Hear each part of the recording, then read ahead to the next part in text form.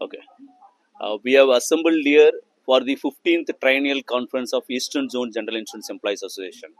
Eastern Zone General Insurance Employees Association is the affiliate of All India Insurance Employees Association, a majority and the oldest organization in the insurance industry.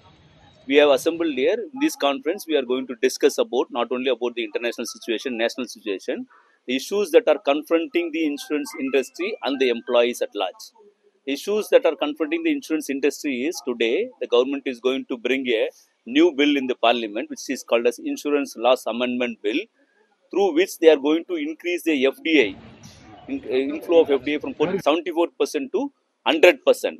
We are opposing that move because once that FDI is increased from 74% to 100%, then a lot of multinational companies, MNCs, foreign companies will try to come to India and they will try to take the people's savings to their own country. So we are opposed to this. So we are opposed to this in the interest of the public, not in the interest of any employment and other things. Number one.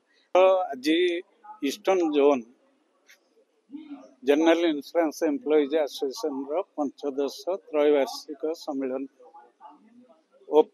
खोला अधिवेशन एठी अनुष्ठित होउछि। आगामी काली अधिवेशन आमर निजस्व गृह SN सरकार memorial hall रे अनुष्ठित होछि। बीमा कर्मचारी मानकर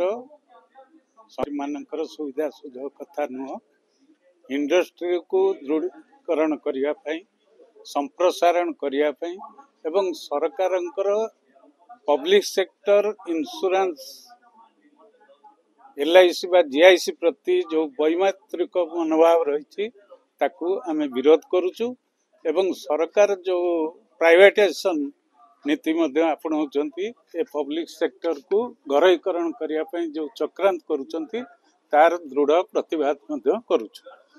प्रथम कथा होची 1971 मसीह 106टा घरोई कंपनी को जातीयकरण कराइथिला। जातीयकरण जो मुख्य आभिमुख्य थिला आज सेटा संपूर्ण भाव में सफल होईची। केवल बीमा पॉलिसीधारी नुहंती कि बीमा कर्मचारी नुहंती, सारा देश अर्थनीति को सुदृढ़ करवा, देशर इंफ्रास्ट्रक्चरल डेवलपमेंट को आउरे उन्नति करने दिगरे उभय जीवन बीमा एवं साधारण बीमा तंकर ड्यू रोल प्ले करी आसुछंती। पूर्वांचल साधारण बीमा संघर त्रैवार्षिक सम्मेलन पंचदश त्रैवार्षिक सम्मेलन अनुष्ठित होउछि। जोतरे हमर 7टी राज्य जोटा नॉर्थ ईस्टर्न स्टेट ता छड़ा वेस्ट बेंगल, बिहार, ओडिशा रो प्राय 100 डेलीगेट ऑब्जर्वर उपस्थित अछंती। वर्तमान हमर एटा खोला अधिवेशन आरंभ होइछि। या परे आज एवं आसंता काली हमर डेलीगेट सेशन मध्य रहिबो। सेथिरे हमें केतेगुडी निर्दिष्ट इशू उपरे हमें डिस्कशन करिबु, जेमिति 4टी राष्ट्रीय बीमा कंपनी तार मिश्रण एवं बीमा कंपनी ऊपर जो FDI प्रत्यावर्तन करछंती 100% FDI करछंती ताको मत ता ऊपर डिस्कशन करिवु।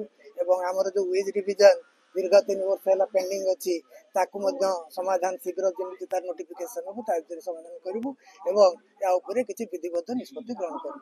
ठीक है।